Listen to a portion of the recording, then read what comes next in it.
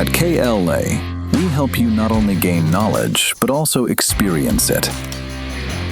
KL deemed to be university. Mudragada Padmanabham కాపు నేతనో మాజీ మంత్రిగానో పిఠాపురంలో పవన్ కళ్యాణ్ గెలిస్తే పేరు మార్చుకుంటానని సవాలు చేసి పద్మనాభరెడ్డిగా మారిన వ్యక్తిగానే ఇప్పటి తరానికి తెలిసి ఉండొచ్చు.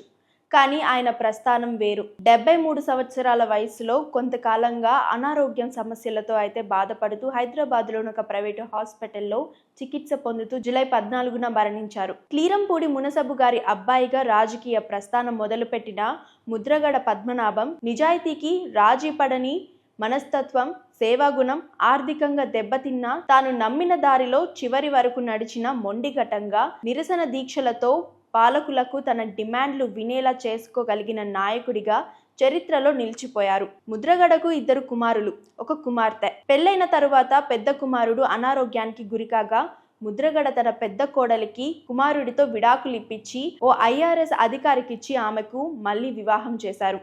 దాదాపు 15 ఏళ్ల కిందట ఇది జరిగింది.